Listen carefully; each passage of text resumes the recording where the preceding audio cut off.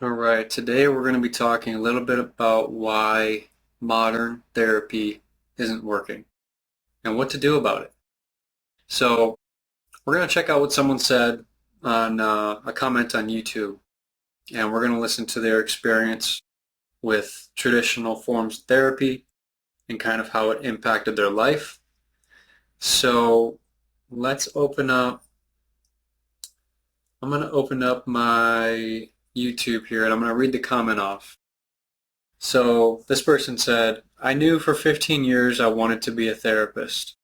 Psychology and the art of truly helping people was my passion. I had a 4.0 in college as I earned my bachelor's in psych. To sum things up quickly, I fell severely mentally ill over time. It began with severe general anxiety as a child, then social phobia, which turned into agoraphobia, so severe I didn't leave my bedroom for years. I continued to deteriorate. Drugs, alcohol, constant sleeping and eating, no friends, no family, no purpose, depression, unable to work. In my early 20s, when I was simply highly socially anxious and a drinker, I still functioned as a social worker. Despite my timid nature, I poured my soul into that job. But one day a therapist I worked under revealed something to me I won't ever forget. She said, no one ever really gets better in therapy. We can only hope to keep them at a baseline. No matter how much I studied or worked with people, there never seemed to be progress anywhere. I felt like I had chosen the wrong path. My boss hated me and that company wanted me out. And so she quit after 2 years. Never worked there again. She just ended up spiraling. He or she, I don't know if it's he or she.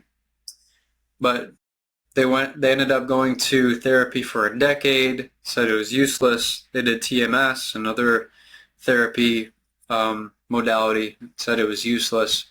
Over 20 plus medications, useless. Self-help, prayer, spirituality, anything, it was all useless. And then she goes on to talk about if she were a provider, what she would do. Okay, so there's a lot going on there. There's a lot going on there because at one point she said that one of the therapists that she was working under actually told her that no one actually gets better with therapy and that the whole objective was to keep someone at a baseline. At a baseline. That's mind-boggling to me because what you want to do is you want to set a baseline so that you can then measure improvement over time. Like if you were to join my coaching program, what we would do is we would set a baseline for where you're at right now, mentally, spiritually, physically, with your behavior, with the activities you do every single day, with your interpretation of your own life story. We would take those fundamental components that make you a person and we would score them. And so we would take a baseline to figure out, okay, where do you score on these things this day, the day that you join the program. And the reason that you take a baseline is so that over the next course of the next few months, we want to see if you actually get better. And we don't just want to, the thing with modern therapy, especially with like talk therapy, is I can see how it would be useful to go to someone who, just genuinely wants to listen to you and wants to hear you out, wants to kind of explore your life situation with you. So there can be a lot of value in that. But that in itself is not going to help you improve from your baseline. Just talking, it's not going to help you get better over time. What that's going to do is maybe you'll feel better. Maybe you'll feel lighter, like you've lightened a load off of your chest. But then just a couple weeks go by and it feels like that weight has just accumulated again. And now you need to go back and you need to talk. So it's very similar to like chiropractics. Well, I'll add a caveat to that. It's very similar to chiropractics when people are only doing the exercises at the chiropractor. Because the thing is about the chiropractors, they actually recommend more exercises for you to do at home.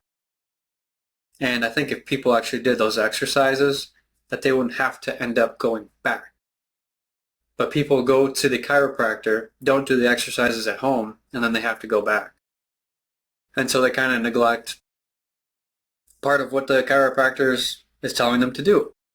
But, let's just say you're going to the chiropractor, you're not doing the at-home exercises, and, you just have to keep going back and going back.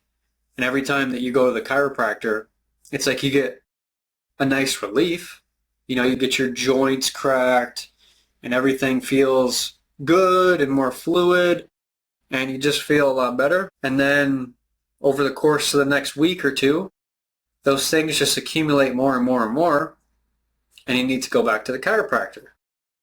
So now what you have is a reliance on the chiropractor for you to feel better. And so that's sort of what talk therapy is like. You go, you talk to a therapist, you explore your problems. Maybe they give you some tools and resources to be able to process those problems. And those things are great. But it's never going to solve the whole problem.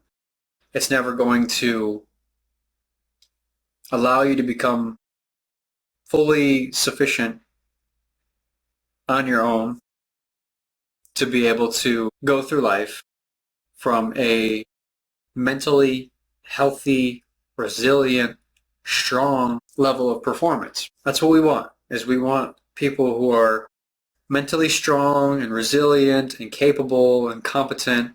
I think to some degree that's what people are seeking after, is they want this mental fortitude to be able to handle life on their own.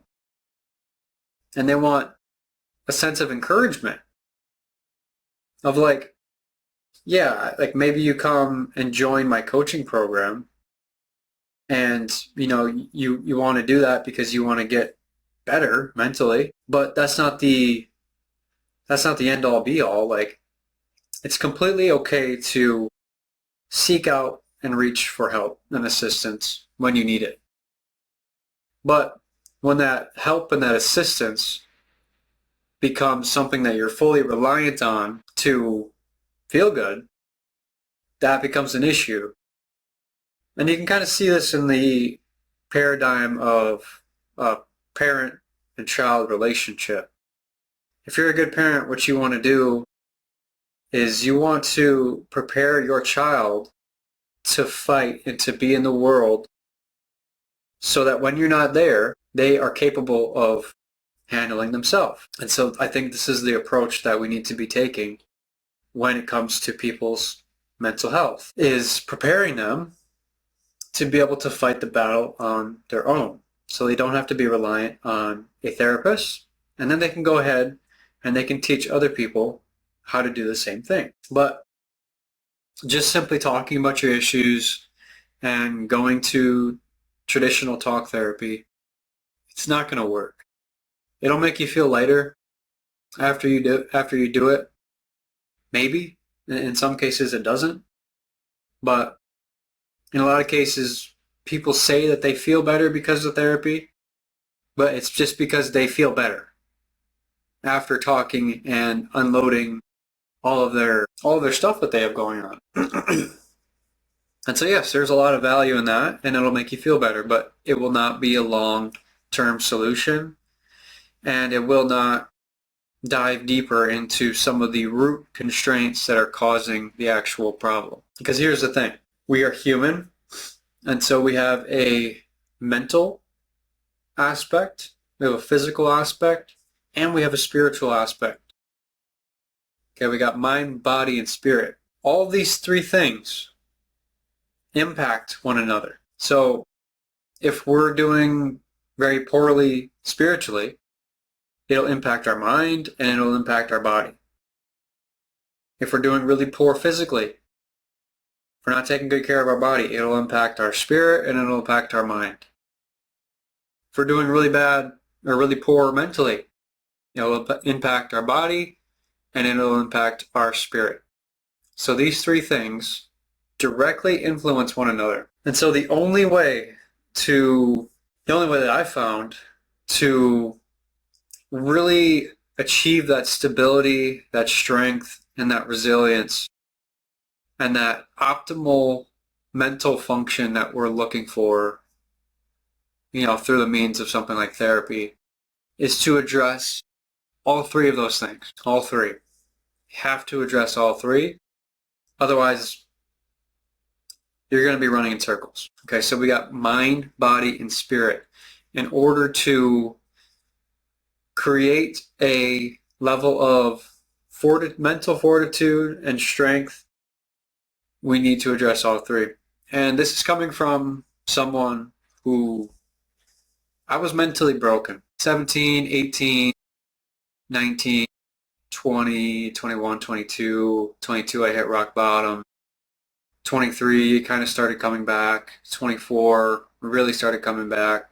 25, started coming back even stronger. 26, I'm at the strongest place mentally, spiritually, and physically than I've ever been in my life. But that did not come without tremendous hardship. 17 and 18, I was severely depressed. I had several different addictions and vices that I struggled with. And my mind was just not a good place to be. I felt unsafe in my own mind because my mind kind of felt like a war zone. It was attacking me. It was attacking, everything that I would do. I felt this never-ending like shame and guilt, and I felt constant anxiety, which was also with social anxiety. I felt a ton of social anxiety. My heart would just be like racing if I had to go and do like a social situation. Oh, gosh, the sun is hot today. Oh, hey there. I just wanted to say, if you haven't subscribed yet to the channel and you're enjoying the content, how do those two things like really add up? I don't think they do. I think that if you're enjoying the content, you should subscribe down below, like the video, so it forces the algorithm to show more people, and then comment down below. Let me know what you're thinking about the video and what your reaction is, because I want to hear what you have to say. And it's very lonely, very depressed, and I'm really lucky that I didn't fall into like deep spouts of envy and anger and frustration. Don't get me wrong, I did have times where I was angry and felt those emotions, but I didn't really brood on those specific emotions. I kind of brooded on depression and sadness and loneliness and anxiety. Those were things that I kind of clung to. And so I know what it feels like to be struggling severely, mentally, physically, and spiritually. I was just talking about the mental aspects, but my body was starting to fall apart when I was pretty young. I had constant aches and pains in my back and my neck, my hips, and my whole body was just like inflamed. I think that I was experiencing some chronic pain due to constant cortisol being flooded into my body. And if there's too much cortisol flooding through the body, it kind of has this like aging effect where it starts to age you a little bit faster. Cortisol in itself isn't bad. It's actually a really good thing, but in moderation, just like many things. And so that's kind of where I was at physically. My body was falling apart, my mind was falling apart, and I was also looking for some meaning and purpose spiritually. And I went down many roads to try and find that thing, that spiritual thing. But my mind and my body were so uncalibrated, and my understanding of virtue and vice were so off track that my spirituality wasn't really grounded in anything real. That's kind of the thing with spirituality, is it has to, of course it has the mysterious and supernatural elements, but it also has to be grounded in something real, in something true, and in something good, like inherently good. But, my behavior was just poor. I was always kind of acting out and, had never really grown up or matured to the point where I was taking serious accountability for my own actions, taking responsibility for my own life. And, like, for example, like I wasn't always the most honest person. And, I was okay with telling like little white lies and things like that, which opened me up to telling big lies and larger lies and hiding and concealing information. And so my behavior was off. I wasn't focused on virtue and doing things that would be spiritually good for myself. So I have been there. I've been there and back again. So all this really sprouted when I was like 17, 18 years old. And that's when I started trying to find a solution, because I had been kind of born with this entrepreneurial pursuit. And one of the core fundamental mindsets of an entrepreneur is becoming a problem solver. And so what entrepreneurs do is they go about their day and they look for problems that people are experiencing. And I saw a problem within myself. And because I had this newfound entrepreneurial kind of ambition, it led me down this path of like, okay, I know that when people have problems, we can fix them. And that's what entrepreneurs do. And so I searched for years and years and years to try and find solutions to my mental, spiritual, and physical problems. And I tried like everything in the book to try to improve these things. And, to the point where I was trying literally everything and nothing was really working. Like, I was getting smarter and more competent and more skillful, and I was understanding more about different exercises and things to do to improve your mind, body, and spirit. But that only did so much. The little techniques and the little tools and the little resources, those are all sort of just tactic level stuff. What I really needed was root level identity reframing. And that composed of a lot of pain and shame and guilt and looking at myself in the mirror and deciding like, man, I'm a sinner and I've screwed up a lot. I've done a lot of bad things in my life, and I need to reconcile with those things. I need to know my story. I can't just keep shoving down and repressing memories and repressing things that I've done in my past. I can't just numb myself to the fact that those things happened in my life. I've got to reconcile my mind, my body, and my spirit to those things. And not only that, but I can also use those things as fuel of like, okay, here's some things that I really struggled with and things that caused me a lot of pain in my life. But, maybe I can use these things to help other people. That by realizing my own challenges and struggles and pain points that I have, if I overcome those things, then I can help other people overcome those things as well.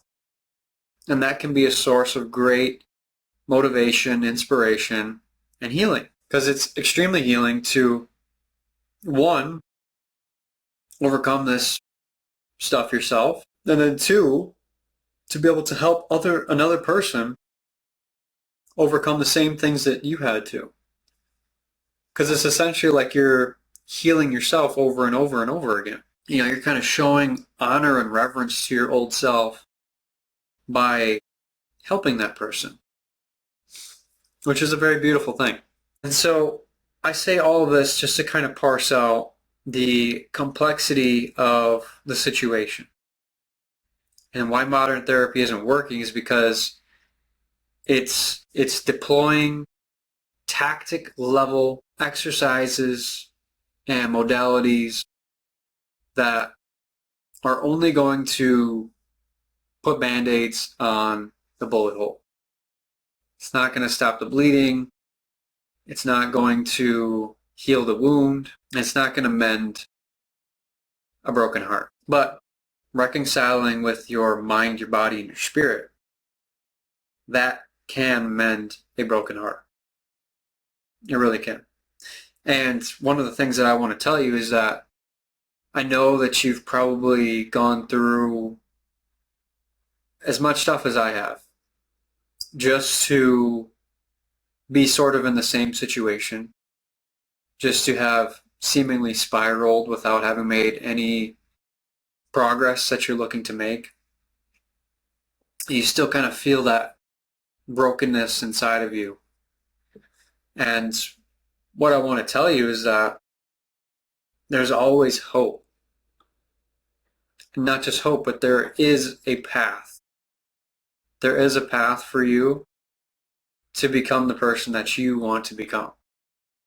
And that there's more to you than you know. And that you're capable of doing great things. And that you will do great things. Now, I don't know if my coaching program would be right for you.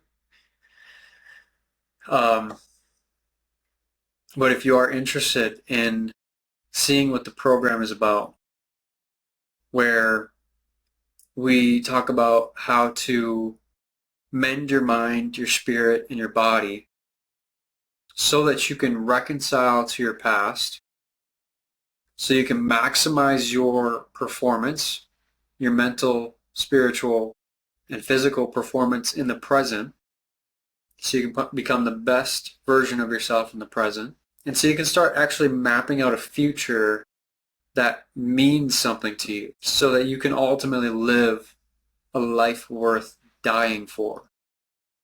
That's something that we don't really think about a lot in our modern age, is how can we live a life worth dying? Because death is coming for all of us. And I don't mean for this to open up a morbid aspect of this conversation, but it's the truth.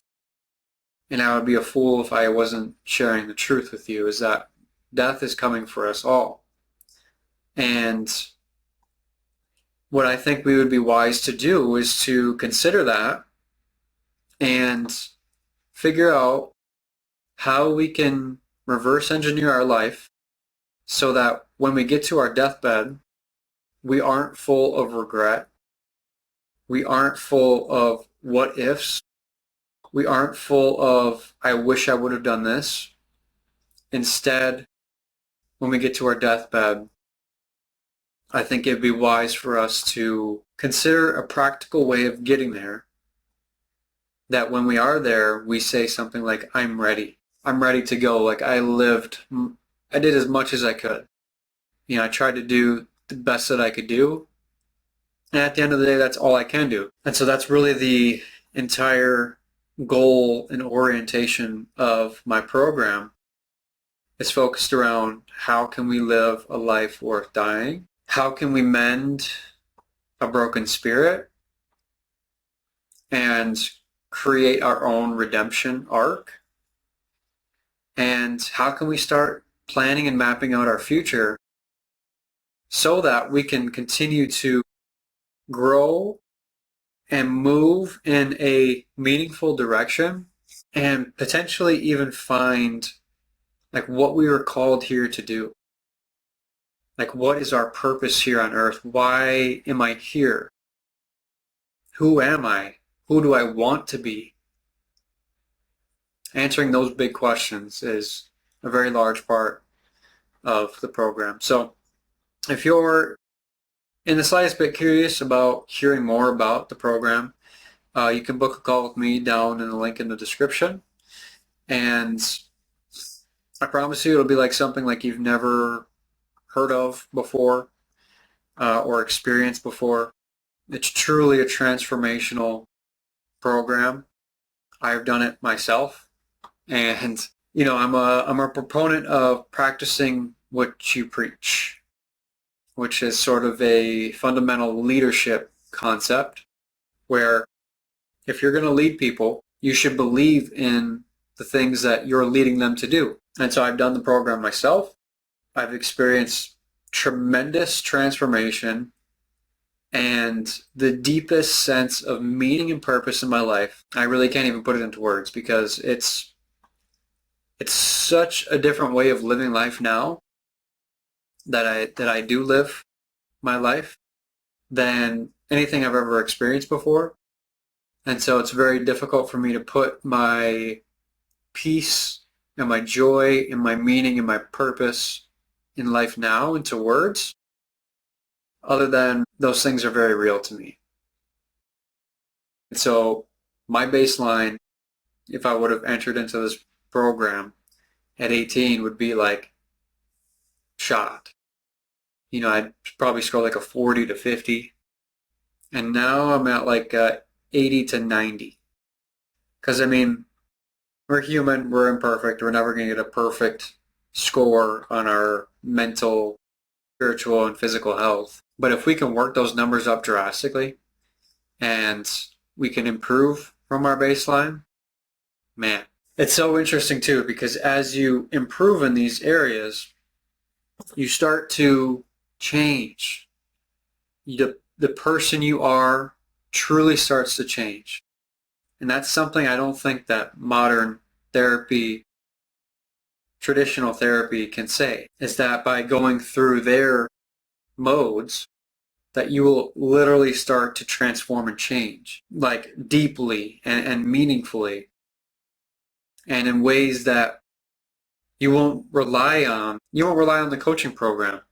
You'll be able to go out into the world and take everything that you learned and all the work that you did and apply it because you had done it. And I'm not going to lie to you guys, the coaching program is extremely difficult. It takes time and it's just going to be extremely challenging. But the best things in life worth pursuing, those things are challenging. Those things are tough. And so I intentionally designed the program for it to be extremely tough because I want you to be extremely tough.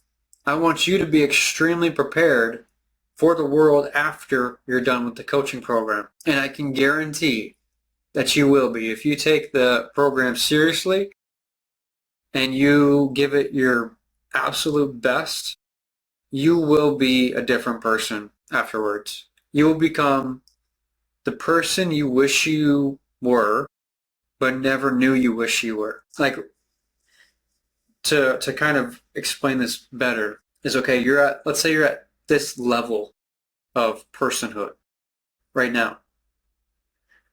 Okay, so you're at this level of personhood and you have these perceptions about the world and you have these wants and these desires based upon this level. Okay, well, let's say you get up to this level. Well, once you get to this level, the desires, wants, and your perceptions are going to be completely different. You're going to have completely different perceptions. And so when I say you'll become the person that you never knew you wished you were, that's what I mean, is that when you're at this level, you can only perceive so much, but when you grow and you transform, you start to realize, oh, these things are actually what's important to me. I thought I wanted to make a certain amount of money, or I thought I wanted to have a certain career, or to have a material thing or an accomplishment there. I was like, no, actually those things weren't what I wanted. And that's what happened to me.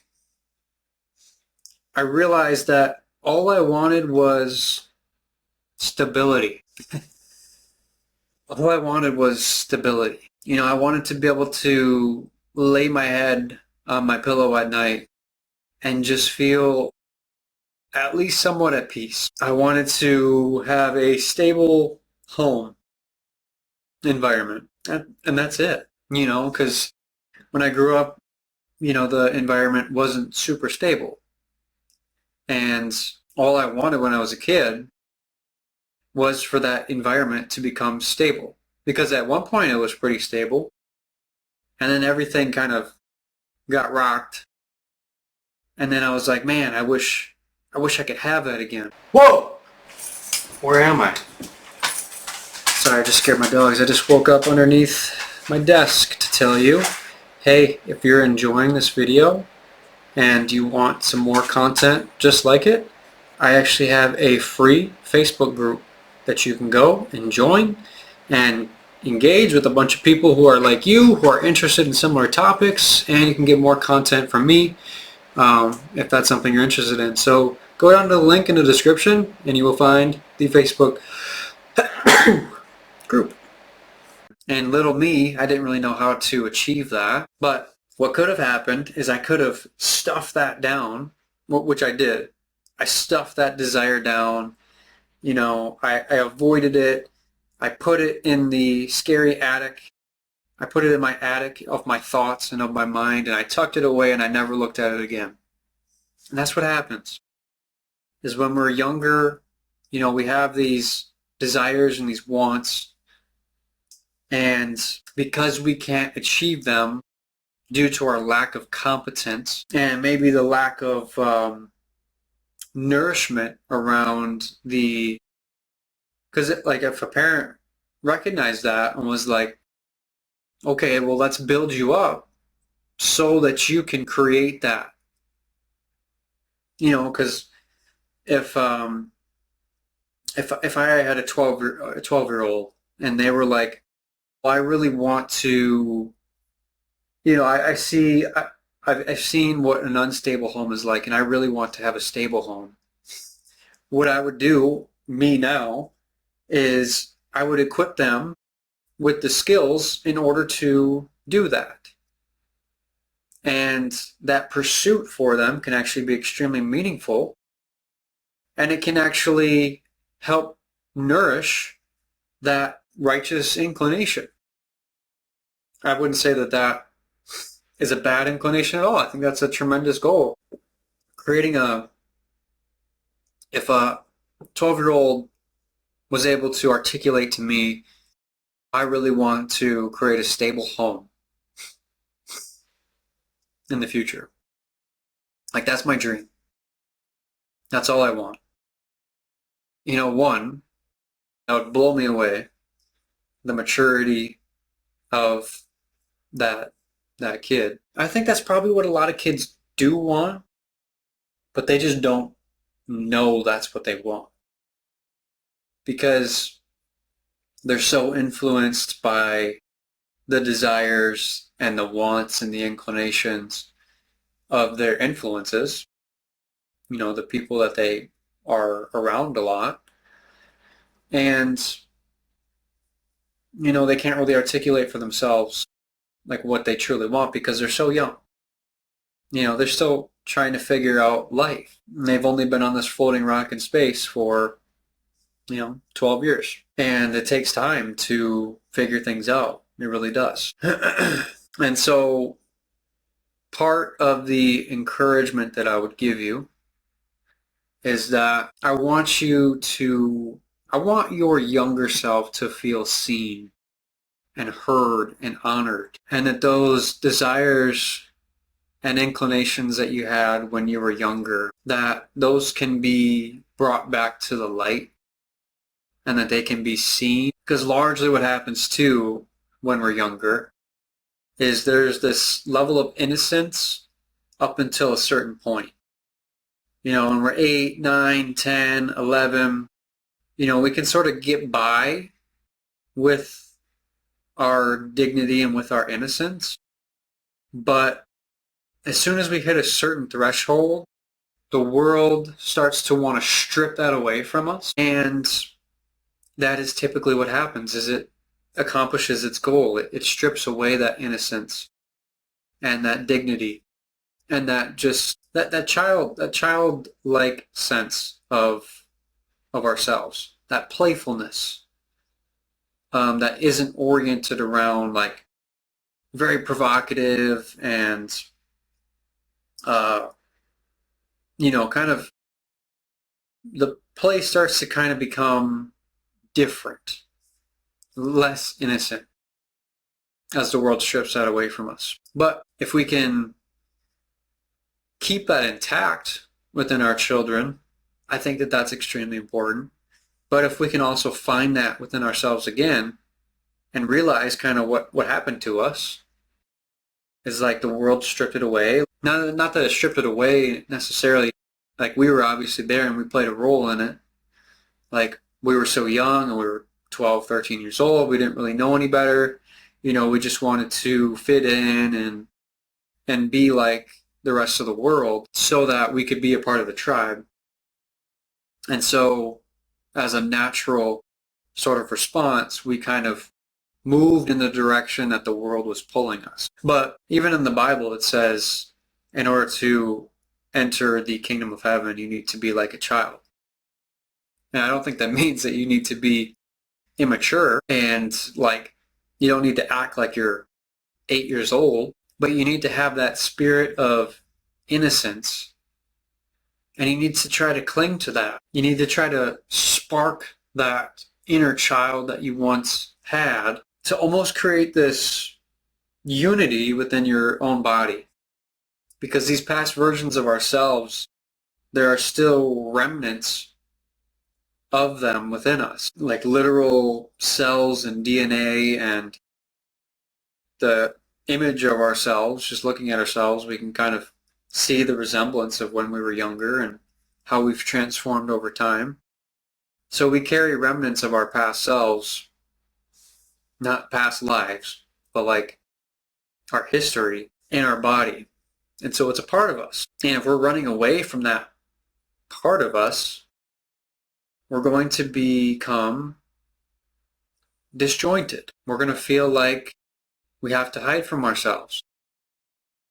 We're going to feel like we don't really have a relationship with those past versions of ourselves. And so it's really important to create that unity across all of our different epochs and phases of our lives. And that's really what the past orientation part of my program is all about, is how do we create unity and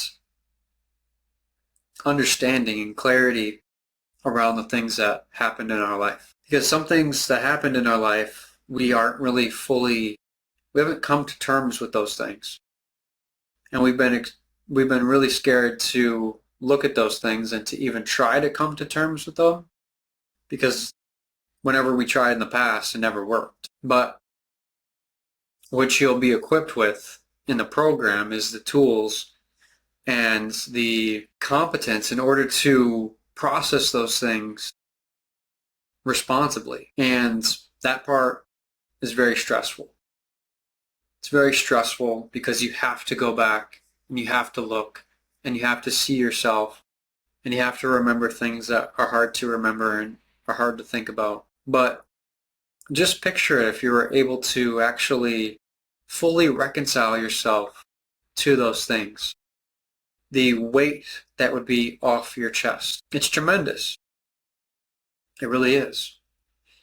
It certainly is for me. So there's that aspect of getting that weight off your chest. And there's also the physical and spiritual aspects of how do we get the weight off of our joints and our muscles? How do we get rid of some of the soreness that we have? How do we optimize our diet so that we're not eating as much junk and getting in the way of our body's very effective machinery, by the way? And then spiritually, how are we going about our spiritual life? How are we cleansing ourselves? How are we continually growing in communion to God and trying to reconcile ourselves to Him? Because that's an extremely important part as well. And so there's a mind, the body, and the spiritual components. And modern talk therapy is not going to address all those things. But in order for you to achieve the results that you're looking for, it's not even a question that you have to explore those aspects. You have to. Otherwise, you're not going to get what you're looking for. Okay? So, yeah, all this kind of started from that YouTube comment. Those things aren't useless. The tactics and the methods and the modalities and the talk therapy, those things aren't useless, but they're one piece of the puzzle. They're just one piece. But in order for you to get the results you're looking for, you need to have the whole puzzle. You need to put the whole puzzle together. And it's really kind of symbolic for, if you imagine your life and all your memories and all the different phases of your life as puzzle pieces. And right now they're just scattered. You feel incomplete inside. You feel unwhole. You feel unfulfilled. Well, it's because you haven't put all the pieces together yet. And essentially what this program does is it helps you put together those pieces, and then it helps you frame that puzzle so that you can hang it on your wall, so that's something that you can look at and remember, and not look at it with contempt or with regret, but instead just see it for what it truly is. And so that you can honor those memories, those experiences that you've had, and look back on them with a sense of grace and peace that you didn't have before. Because when God looks at us, He looks at us and He gives us what? He gives us grace. He gives us a sense of peace. And so if He looks at us that way, then why can't we look at ourselves that way? And you might have to argue, well, in order for us to look at ourselves that way, the way that God looks at us, well, we might have to grow closer to Him. We might have to let Him shine His light on us. And in large part, that's what we have to do. Big time. Big time. But that takes a load of responsibility off of your chest, is if you put your life into God's hands, and if you let Him take the wheel, then it's not all up to you anymore. You're now working in relationship with this extremely powerful force. And the force that got you to where you are today, where you feel sort of unfulfilled and as if, there's something about you that needs fixing, is a very powerful force as well. I call it the disorientation plague. And it's a plague that's been upon us since the dawn of man, ever since Adam and Eve. And that force is a dark force.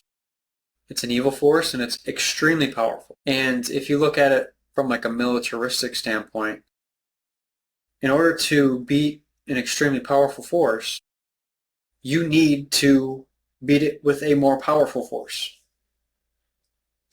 Now, if we look at the Bible, there's a lot of instances where very small, under-resourced armies beat other armies. But then you could argue that they make the exact point, because those underarmed, under-resourced armies beat these more powerful armies. But why? Why did they beat them? Because God was on their side. Because they were reconciling themselves to God. Because they were trying to do God's will and not their own. And so through that reconciliation and relationship with God, and through working in a powerful communal relationship with Him, they were able to perform miracles. And we still see this happening all the way to this day. We see miracles happening in the name of God. We see the impossible happening. And so it's a breath of fresh air, because it's reinstilling and reaffirming to know that those things are still happening, and that when we grow in our relationship with God, our lives can change deeply and profoundly. And so that's a large part of the program too, is how do we continue to grow deeper in relationship to God?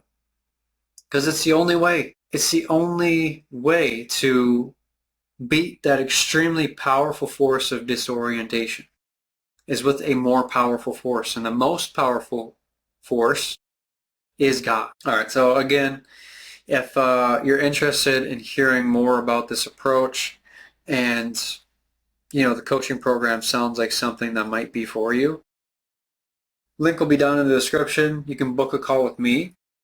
On that call, we'll just kind of chat.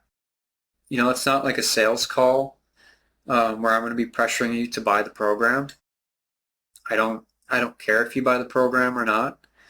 I would like to see you buy the program because I think it can help everyone. But I'm not going to pressure people into buying the program. I created it because I just want to help. I just want to help people. I feel that God's calling me to do that. And I feel that the entire program I made was in communion with Him, and that He approves of this program. And so, yeah, the call isn't salesy. I'm not trying to just earn money from this. But there is obviously a price to the program. So the call will just be focused on you, focused on where you're at in your life, the good things that are happening, the bad things that are happening, where you would like to see yourself, why you might be interested in the program, all of that fun stuff, seeing if the program would be a good fit for you. And if it is, then we can get you suited up and we can start working together. And if not, then, basically you get a free call with me. Try to pour as much value into you as I can. Maybe provide you with some free resources and guidance if that happens to kind of come up during the call. So there's really no risk at all with taking the call. I think it'll only be helpful for you as you navigate throughout your life. So that is going to be the end of the video today. I hope you guys enjoyed this very deep introspective session. And yeah, if you made it all the way to the end, you are a trooper, and you must be quite similar to me. You must think quite similar to me and be engaged with deep philosophical thinking. So that's really cool.